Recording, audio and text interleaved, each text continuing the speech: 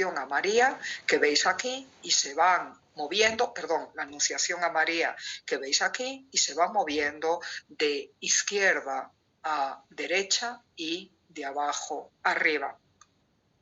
3 paneles dedicados a la infancia y al bautismo de Cristo, luego ya siguen los milagros de Jesús, incluida la transfiguración en el Monte Tabor que veis aquí, y ya los otros están dedicados a la pasión. Acordaros, acabamos de pasar por la Semana Santa, empezando con la oración en el Huerto de los Olivos, y todo termina con la resurrección y la gloriosa ascensión de Cristo a los cielos. Esa es la temática,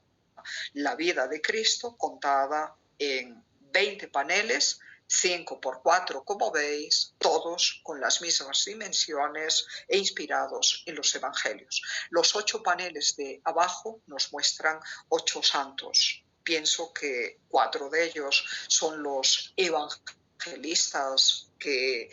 narraron esa vida de Cristo, y los otros pueden aludir a distintas virtudes cristianas, pero todo trabajado en el mismo formato y todo con el relieve del bronce sobredorado contra un fondo broncíneo más oscuro y más apagado. Este es entonces el trabajo. Tanto gustaron estas puertas cuando estuvieron terminadas en el 1424, y tal era la riqueza de Florencia en aquella época, que inmediatamente al año siguiente otra comisión, respondiendo justamente a los intereses económicos del gremio más acaudalado de Florencia de la época, llamado, a los gremios en Italia se les llama arti, es decir, los distintos oficios, los distintos trabajos. Pues bien, el arte de la lana le encarga unas últimas puertas. Fijaros que cada vez que se hacen unas puertas nuevas, las viejas se van desplazando a otra pared del baptisterio, porque la puerta principal siempre es la que mira a la catedral, a la entrada de la catedral, que está en la misma plaza de Florencia, como os he dicho ya el año pasado. Así que después de estas puertas, a Ghiberti se le encargaron unas nuevas, y son esas terceras puertas del baptisterio, las segundas que él diseñó e hizo, las que merecieron el apodo de puertas del paraíso por parte de Miguel Ángel a finales del siglo XV, como os decía antes. En estas puertas estuvo trabajando Ghiberti entre el 1425 y el 1452, mientras hacía otros trabajos escultóricos de gran tamaño para la Catedral de Florencia y mientras escribía esos famosos y personales comentarios. Obviamente Ghiberti está poseído de orgullo y de una cierta vanidad, rasgos distintivos también del nuevo artista renacentista, que no tiene vergüenza en reconocerse como el mejor frente a sus rivales, frente a sus contendientes y artistas contemporáneos, y esa conciencia de la valía personal, esa búsqueda de la trascendencia a través de la fama, define, como os digo, al nuevo hombre del Renacimiento, que busca perdurar a través de sus acciones y a través de sus obras, tanto en el campo artístico como en el campo intelectual, en el campo político, en el campo militar, etc. Dejar huella, evitar que el nombre de uno sea olvidado, como supongo que os interesa a cada uno de vosotros. Entender lo que uno hace como algo más que una mera destreza, que una mera artesanía, sino algo que puede traer belleza al mundo, que puede suscitar la admiración de los otros, que merece ser recordado y justamente por su trascendencia merece guardar el nombre también de la persona que lo diseñó y que lo hizo con sus manos. Ese es el nuevo artista del Renacimiento y en esta cultura está inmerso Lorenzo Ghiberti, como os decía antes. Las terceras puertas son estas que estáis viendo aquí, tienen las mismas dimensiones que las otras, pero tienen un cambio notable. Para entonces,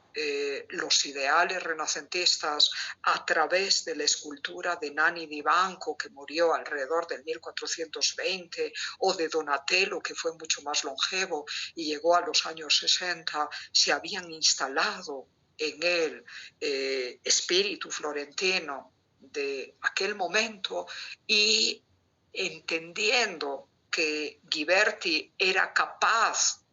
de resolver el encargo de la mejor manera que le pareciera, fijaros aquí, ya no le impusieron ningún formato, dejaron que compusiera los paneles como mejor le parecieran, y este es el principal cambio en lo formal. En cuanto al marco, en vez de tener 28 paneles pequeños, aquí tenéis solo 10 paneles, 5 a cada lado, en cada una de las hojas, pero mucho más grandes. Se aproximan al metro cuadrado. No lo miden completo, pero se acercan a él. Y entonces ya no tenemos las divisiones atomizadas que veíamos antes, y cada uno de los paneles ha de servir de escenario para, en forma de narración continua, acordaros que eso ya se había hecho en el pasado medieval, integrar distintos momentos en la vida de un mismo personaje, usando el espacio como una especie de camino por el que va pasando la vida de ese personaje, sobre todo en las primeras escenas bíblicas que vemos en los paneles de arriba. El orden también es distinto. En vez de empezar por abajo, la lectura se hace de izquierda a derecha, pero de arriba hacia abajo. Y en vez de esa temática dedicada a Cristo, ya estaba resuelta con la primera obra de Ghiberti, en vez de dedicárselo al patrono del baptisterio, San Juan Bautista, que ya había sido honrado por la obra de Andrea Pisano, lo que quedaba para acabar de explicar en imágenes el ciclo de la salvación de la humanidad que está dentro de la providencia divina era contar lo que había pasado en el Antiguo Testamento. Por eso el primer panel de arriba está dedicado a la creación de Adán y Eva, al casamiento de los dos, bendecido por Dios, y a la expulsión del paraíso. El segundo panel está dedicado a la vida de sus hijos, Caín y Abel, el agricultor y el pastor, y al primer asesinato que registra la tradición bíblica como parte y consecuencia terrible de ese pecado original de sus padres. Luego el siguiente panel ya está dedicado a Noé y al castigo de la maldad humana de los descendientes de Caín en la tierra, con la historia del diluvio universal y la construcción del arca para salvar a las únicas personas buenas que según el Génesis existían en aquellos tiempos, junto con una pareja de cada uno de los animales. Luego viene ya la historia de Moisés, el salvador de los hebreos de la esclavitud egipcia y el primer legislador hebreo, y a partir de ahí ya viene la historia de precisamente los descendientes de... Perdón, me confundí. El panel que estáis viendo aquí, es que está muy pequeñito, me confundí. Está dedicado a Abraham, la historia bíblica que os conté antes, con el anuncio del nacimiento de su hijo Isaac y el sacrificio de su hijo aquí en el monte, y luego ya viene la descendencia de Isaac con la historia de Saúl y Jacob, que estáis viendo aquí, la historia de los hijos de Jacob, sabéis que fueron numerosos, sabéis que algunos de ellos vendieron a su hermano José por envidia a unos comerciantes egipcios, así que la historia de los hermanos de José en Egipto se nos cuenta aquí. Luego viene la historia de la liberación precisamente de esos egipcios, de esos israelitas en Egipto, con la encomienda, con el encargo que Dios le da a Moisés, que aparece aquí en el monte Sinaí recibiendo las tablas de la ley. Luego ya viene el paso del Mar Rojo de esos israelitas, y luego ya viene el reino de Saúl, que sigue al de los jueces, con la historia del combate entre David y Goliat, que se nos pinta, que se nos plasma, quiero decir, aquí abajo. Y el último panel es el encuentro del heredero del rey David, Salomón, con la reina de Saba en el templo de Jerusalén, aquí abajo. Ese es el conjunto de historias que veis aquí. Como veis, cambia el tratamiento formal, cambia el tipo de relieve. En los comentarios Ghiberti se jacta de las dificultades técnicas que tuvo para elaborar cada uno de estos paneles, presume de que en alguno de ellos, como por ejemplo el paso de justamente el desierto y la llegada a Canaán, el paso del Jordán, hay más de 100 figuras, unas grandes, otras medianas, otras muy pequeñitas. Desarrolla aquí un tipo de relieve para las escenas del fondo que llamamos en italiano schiacciato, es relieve aplastado, relieve rebajado. No lo inventa él, lo había inventado su discípulo Donatello para tallar el pedestal de la estatua de San Jorge en la iglesia de Orsa Michele, que ya os explicaré después del examen. Pero Ghiberti, que no tiene vergüenza de incorporar conquistas técnicas de sus contemporáneos o incluso de sus discípulos a su propio arte, lo integra aquí, igual que tampoco tiene problema en desarrollar una correcta perspectiva monofocal que había implantado su gran rival y sobre la que había teorizado matemáticamente su gran rival Brunelleschi, que después de haber perdido este concurso abandonó la escultura, viajó a Roma, se empapó de las medidas y proporciones de la arquitectura romana y se acabó convirtiendo en el padre, como os digo, en el primer intérprete de la arquitectura renacentista en Italia. Y es Brunelleschi, insisto, de formación escultórica, pero de al final vocación arquitectónica, el primer teórico de la perspectiva científica o matemática que recogerá también en su tratado León Battista Alberti, un admirador y amigo de Brunelleschi. Y como Brunelleschi era amigo personal de, por un lado, Donatello, que acaba siendo el padre de la auténtica escultura renacentista con la recuperación del contrapposto y proporciones completamente clásicas, y por otra parte Brunelleschi era también gran amigo del pintor Masaccio, que es el que introduce los valores del Renacimiento y de la perspectiva monofocal y científica en la pintura al fresco que le encargan para distintos lugares de Florencia, para distintas iglesias, a partir del 1426 y hasta el 1428, momento de su muerte. Todo eso lo integra en estas terceras puertas del baptisterio, en las puertas del paraíso, Ghiberti. Los diseños, el encargo se lo habían hecho en 1425, para 1435 entendemos que todos estos diseños estaban ya hechos, aunque se seguía trabajando en la fundición de cada uno de los paneles, y por todo eso Ghiberti se manifiesta como un de los primeros que incorporan, insisto, las características de la perspectiva matemática, esa búsqueda de profundidad espacial, ese entendimiento del cuadro, o en este caso el panel de bronce, como una ventana hacia un mundo ideal al que miramos con toda su profundidad y con toda su distancia. Y, como os digo, también en la arquitectura que emplea aquí, se ve muy bien en la casa de Isaac, que sirve de escenario a la historia de Saúl y Jacob, y también en el templo de Egipto, delante del cual pasa la historia de José y de sus hermanos. Fijaros como el arco de medio punto arrancando de pilares directamente a la manera romana, o las construcciones de formato circular ambientadas, inspiradas en el Coliseo romano, que solo sean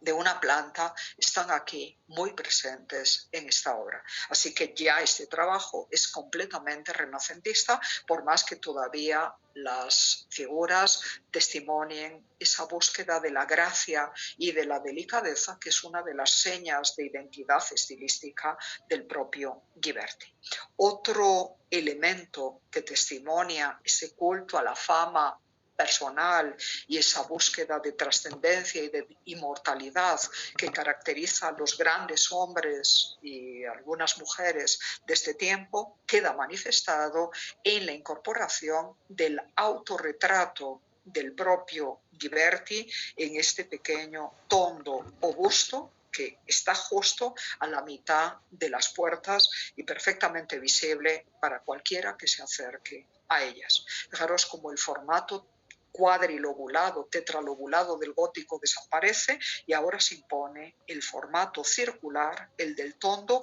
que es característico precisamente del Renacimiento italiano. Y fijaros como también en el marco aparecen figuras como si fueran esculturas, aunque están trabajadas en alto relieve, en hornacinas con veneras, con conchas a manera de techo en la parte superior, que forman parte de los diseños arquitectónicos también del nuevo Renacimiento, y en las poses de estas figuras lo que preside es ya un muy correcto contraposto. Se entiende bien porque, como os digo, ya Nanni di Banco y Donatello, inspirándose en los restos de las estatuas romanas y de los relieves romanos, lo habían venido desarrollando desde más o menos, quizás no en 1410, pero por lo menos desde el 1412 en adelante. Así que todas estas nuevas conquistas del Renacimiento, el culto a la naturaleza en el hermoso enmarcamiento vegetal que tenéis aquí, la sensación de profundidad espacial, el querer meter las figuras en los paisajes, el hacer cuerpos correctamente proporcionados, todo eso forma parte del espíritu del Renacimiento, es algo que comparte con el espíritu gótico flamenco que hemos estado viendo hasta ahora, pero a eso se añade el interés por la arquitectura antigua romana, que será modelo de la arquitectura renacentista contemporánea. Eso, acordaros, no lo había en la pintura flamenca, que por eso la llamamos gótica todavía en el siglo XV, y junto con esto está la belleza idealizada y algunos que otros desnudos sugeridos a través de las telas, que forman parte de la admiración precisamente por ese arte clásico que se brinda como maestro, como modelo a seguir para todos estos artistas del Renacimiento temprano italiano, y que será seguido por los del Renacimiento pleno. ¿Entendéis ahora, por favor, las diferencias entre el gótico flamenco y el 480? Que alguien lo afirme si puede, abriendo el micrófono.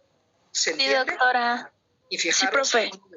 espero que sí, que notéis que esto es distinto a lo del gótico flamenco que habéis estado viendo. Aquí os pongo el detalle de uno de los paneles, como os digo, la historia de Saúl y Jacob, los hijos de Isaac y Rebeca. Fijaros en la construcción, ya no tiene nada de gótica, los arcos son perfectamente semicirculares, arrancan de pilares prismáticos decorados en el frente con pilastras de orden corintio. Todo lo que os expliqué en primer año lo tenéis que recordar ahora, porque si no, no podréis seguir las clases ni del Renacimiento ni del Barroco. Fijaros, la arquitectura es arquitrabada con techos planos, pero se siente la profundidad espacial a través de las distintas líneas diagonales. Fijaros cómo entendemos la continuidad del espacio entre esta parte y esta otra de la casa de Isaac y de Rebeca, y fijaros cómo se tratan los cuerpos muy elegantes en sus poses, muy variados en sus actitudes. Fijaros cómo la belleza del cuerpo femenino se percibe perfectamente por debajo de las telas, cómo los vestidos, sin ser una copia exacta de lo que se veía en los relieves antiguos, tienen un aire antiguo. Por ejemplo, aquí en la figura de Rebeca, el peplos del que os hablé, al tratar del arte griego clásico, la estatua de Atenea se siente por encima de la túnica, eso lo veis bastante bien. Y junto con ello, mirad el contraposto en cada una de las figuras, vistas por delante, vistas por detrás, vistas de lado. Hay una fluidez en los movimientos maravillosa, y el naturalismo está también incluso en el tratamiento de los perros de Esaú, el cazador, que siguiendo la petición de su padre, que quería comer, se entiende que Corzo ese día, va a cazar al bosque cercano a su casa. Hay narración continua aquí, la escena empieza con el parto de Rebeca, que da a luz a esos dos gemelos. El primogénito fue Esaú, y la historia trata del hurto de la primogenitura y por lo tanto de la herencia legal del padre por instigación de la madre Rebeca, cuyo hijo preferido era el segundo, era Jacob, que nació unos minutos después de Esaú, y entonces engañan al padre ciego con una piel de oveja para sugerir la vellosidad de los brazos de Esaú, mientras Esaú estaba cazando ausente. A la vuelta, acordaros, el hermano le compra la primogenitura por un plato de lentejas. Por eso todavía hoy en el mundo político o en el mundo intelectual y artístico hablamos de venderse por un plato de lentejas, es decir, perder la integridad de las convicciones personales y de los derechos que uno tiene por un premio cualquiera e insignificante. Bueno, pues todo esto está concentrado en esta maravillosa escena. Y veis lo que decía Ghiberti sobre la graduación del relieve, tratando de que todo esto fuera como un cuadro pintado y pareciera muy realista a los ojos de los espectadores, con las figuras del primer plano más grandes que todas las demás y en alto relieve, muy bien trabajadas, las figuras del segundo plano más pequeñas y con un relieve intermedio, y las figuras del fondo ya con un relieve muy bajo y que tiene características casi atmosféricas en su degradado de contornos. Todo eso está integrado en cada uno de estos paneles. Y como veis ya aquí, en cada uno de ellos, Ghiberti decidió dorarlo todo, tanto las figuras como la arquitectura, como el fondo espacial para cada una de estas escenas. Lo estáis mirando aquí.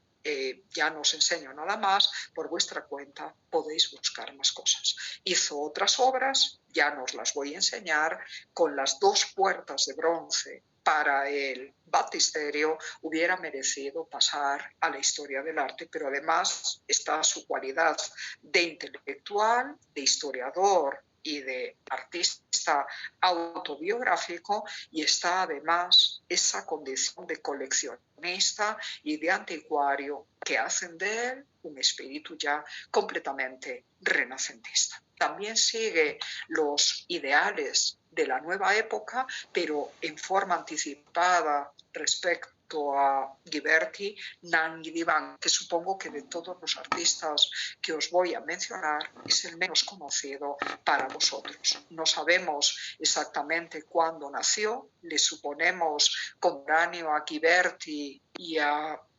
Brunelleschi y a Jacopo de la Quercia, y por lo tanto nacido quizás del 1380, 1385, si sabemos que murió tempranamente en el 1420, dejando una obra muy valiosa, pero tristemente truncada con la muerte. Si hubiera tenido la oportunidad de vivir unos años más, hubiera sido seguramente un escultor tan reconocido como Ghiberti o como Donatello, porque así lo prueba este trabajo suyo que os enseño aquí, presente en una de las hornacinas o nichos exteriores de una iglesia florentina conocida desde este tiempo como Or San Michele, que en italiano quiere decir ahora San Miguel, dando a entender que es la iglesia ahora de San Miguel, pero que antiguamente en el siglo XIV había sido una construcción gótica de propósitos y de función secular, porque era una logia, era un mercado cubierto en donde se hacían transacciones y en donde se vendían y se compraban cosas, pero relacionado con los distintos gremios, con los distintos oficios de Florencia. A partir de comienzos del siglo XV, ese antiguo espacio de comercio se convierte en una iglesia dedicada a todos los gremios, es decir, a todas las actividades productivas y artesanales de los florentinos, y desde más o menos en 1410 cada uno de esos gremios decide honrar a su santo patrono o a sus santos patronos, encargando a algún escultor de su confianza la elaboración de la estatua o estatuas preceptivas. El encargo que le hicieron en aquel tiempo a Nani di Banco fue este. Él era un escultor en mármol, pertenecía al gremio de los talladores de piedra y talladores también de madera, todos estaban integrados en ese mismo oficio, y resulta que rendían culto a 4 santos mártires cristianos del siglo III, de nombres muy complicados, que han pasado a la historia simplemente con la denominación de los 4 santos coronados por el martirio. Entendedlo esto. Parece que vivieron en tiempos del emperador Diocleciano. Estaban acostumbrados a esculpir estatuas y relieves, pero eran cristianos y fueron martirizados cuando se negaron a quemar incienso y adorar a la estatua del emperador a cargo. Así que son modelos de vida y de comportamiento ético para otros muchos cristianos de la época, y por su oficio modelos también y protectores de los escultores de ese tiempo. Así que la ejecución de esos 4 santos patronos le fue encomendada a Nani di Banco precisamente por los miembros de su propio gremio, el gremio de los escultores, de los tallistas de piedra y de madera de la ciudad de Florencia. Fijaros qué comisión tan importante y fijaros qué responsabilidad, dado que el resto de los escultores hubieran podido escoger a cualquier otro escultor. Si lo escogieron a él es porque debieron de creer que era el mejor preparado, el que mejor sabía tallar el mármol en aquel tiempo. E hicieron muy bien, porque el resultado es precioso e incomparable. En un marco todavía gótico, con arcos lobulados y nervaduras apuntadas, como se había hecho en la arquitectura gótica del pasado, y rematado todo en gablete, aparecen 4 figuras en mármol de tamaño natural y en perfecto contraposto clásico, vestidas a la manera antigua, y de hecho una de ellas, por la disposición que aparece en la túnica, hasta tiene aire de togado romano. Fijaros por un lado en eso. Y luego fijaros como cada una de las cabezas que estáis viendo aquí, y a propósito por parte de Nani di Banco, se parece a estatuas romanas de la época imperial. Algunas recuerdan, las 2 de adelante, a la época del emperador Adriano, con su barba todavía un poco escasa y su cabello rizado, y a la época de Marco Aurelio, con esa barba mucho más larga, mientras que las de atrás tienen un aire derivado de aquellas cabezas del periodo de los emperadores soldados del siglo III, con rasgos más realistas, y también recuerdan un poco a las cabezas, insisto, más realistas y duras del periodo republicano. Así que, para dar personalidades diferentes a los 4 santos coronados, como veis, Nani di Banco se inspiró en distintos modelos de estatuas y de retratos romanos. Aplicó a cada una de las figuras el contraposto. Fijaros cómo el cuerpo está apoyado en una pierna firme y la otra mitad del cuerpo está más distendida y con la pierna suavemente doblada, lo veis, y fijaros, crea un grupo unitario en donde los cuatro santos parece que están debatiendo, parece que están conversando y reconfortándose y animándose mutuamente en su fe sobre qué hacer ante la orden del emperador de adorar a su estatua, y están decididos a no adorarla, aunque esto les cueste la vida. Así que determinación, expresiones muy enérgicas,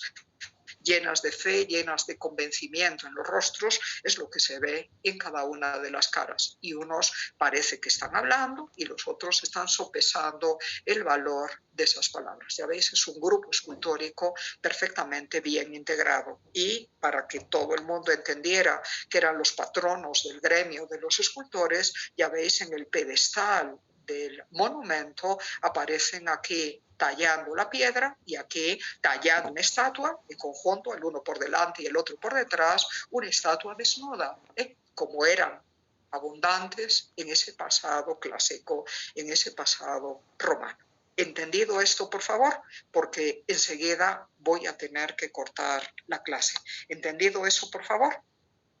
Sí, y mirad cómo Sí, profe. la búsqueda de la elegancia por parte de Nanni di Banco, siguiendo esos modelos clásicos, se lleva también al evangelista San Lucas, tallado en mármol y de tamaño un poco superior al natural, que le fue encargado para la Catedral de Florencia alrededor del 1412, cuando al mismo tiempo le estaban encargando otras obras a Donatello, que fue el gran rival de Nanni di Banco, tanto en la iglesia de los gremios de Orsa Michele como para la Catedral de Florencia. Los dos estaban considerados a la misma altura, tenían un prestigio similar en ese tiempo. Fijaros como la cabeza de vuestro santo patrono, el evangelista San Lucas, se vuelve a inspirar en esas cabezas romanas imperiales, en este caso de la época del emperador Adriano, con los mechones ensortijados y esta barba un poquito desarrollada, pero fijaros qué elegante su postura sentada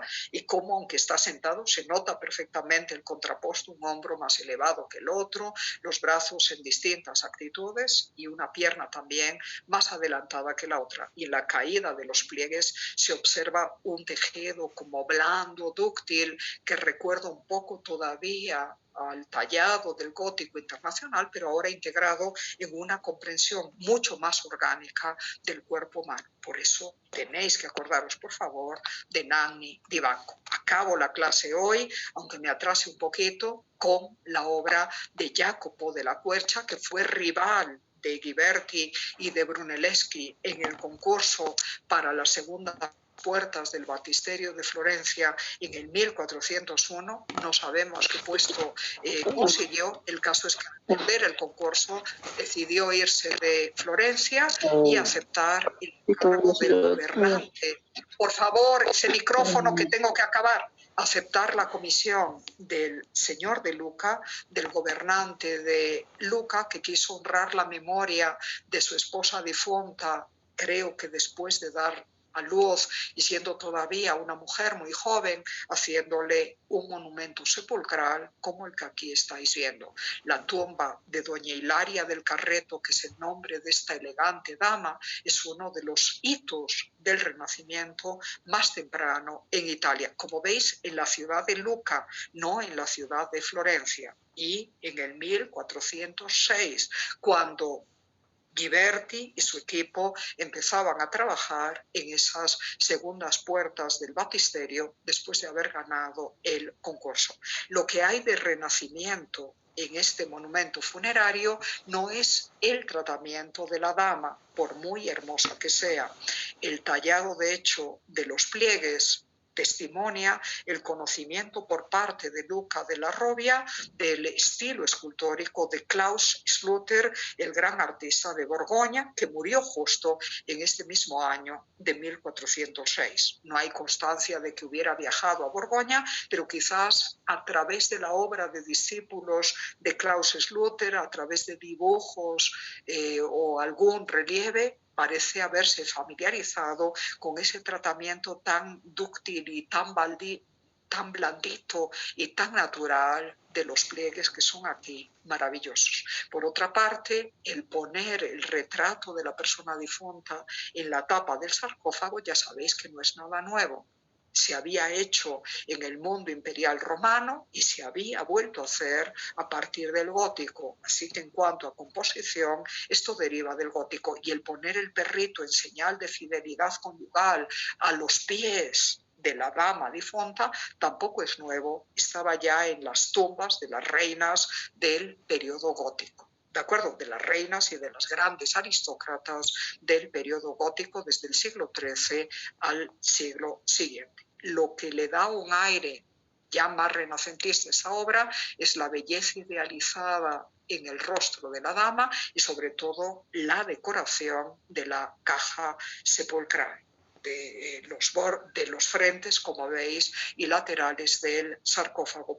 porque por primera vez en la historia del arte, después de la caída del Imperio Romano, un artista usa el tema de los putti llorosos y afligidos por la muerte de la dama, y si les veis las caras veréis la tristeza y los gestos enfurruñados, apesadumbrados por la muerte de esta señora, cargando pesadas guirnaldas de flores y frutos con sentido funerario, evocando la trascendencia del alma más allá de la vida y la esperanza de una vida futura. Pero este tema, con sentido funerario, había sido inventado por los romanos y aparecía en tumbas romanas, en relieves y en obras más voluminosas, ya desde la época republicana. Pues bien, es Luca de la Robbia el primero que reintroduce el tema de los putti cargando guirnaldas fúnebres en el arte de su propio tiempo. Y es también el primero que le da a estos cuerpecitos infantiles las proporciones